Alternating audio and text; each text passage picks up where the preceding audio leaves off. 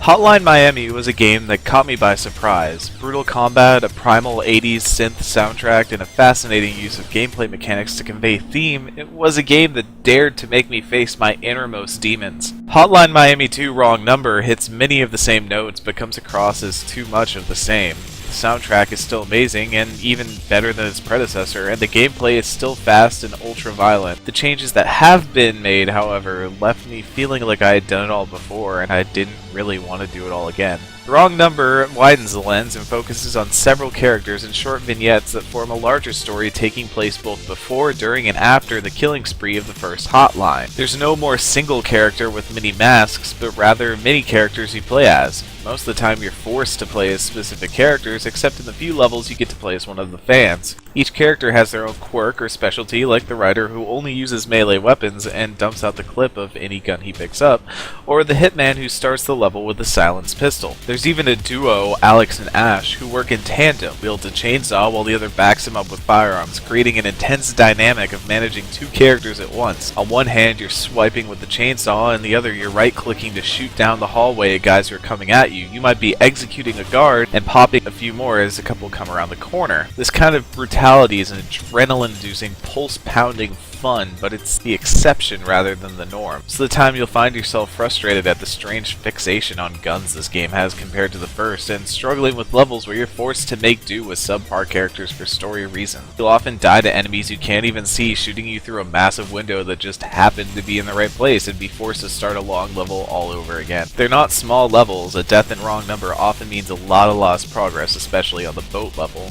and you have to perfectly retrace your steps just to correct a later mistake. Each room and building in the first Hotline Miami felt like a puzzle waiting to be solved. You'd gauge the sight lines, see where all the most dangerous elements were, and carefully execute your plan.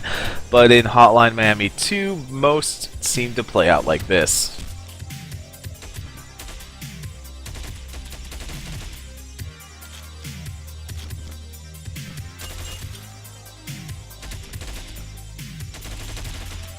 A lot of what made the first Hotline special is here again regardless, but it lost a lot of its effect along the way. That walk of shame after every level where the music drops and you walk over the bodies of everyone you've slain was sobering the first time around, but it's little more than a kind nod the second time. It's strange, but in a game meant to criticize the player for enjoying so much violence, that somber reminder of your deeds is the least impactful moment after we've seen it so many times already. As far as the story goes, it is a leap up from Hotline Miami. There's a lot of focus put on Richard, the enigmatic vision of a man wearing a rooster mask who comes to people, as he is the main thread between many of the cast's stories. They all gradually weave and intersect in some way, and there's some cool backstory you discover about Jacket and Ryder from the first title. Some of it falls short, however, and some characters like the fans or the movie actor get very little time to breathe before their time is up. The soundtrack, however, is fantastic. The plethora of songs that still manage to perfectly fit each level, a consistent theme of pumping bass and dirty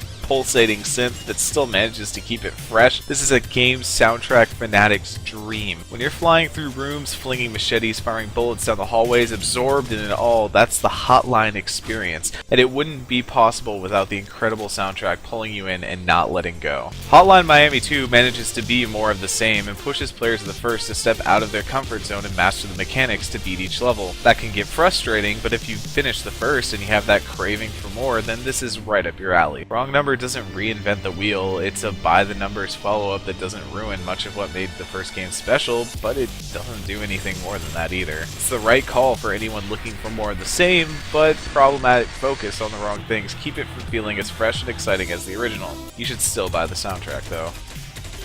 We give Hotline Miami a 75 out of 100.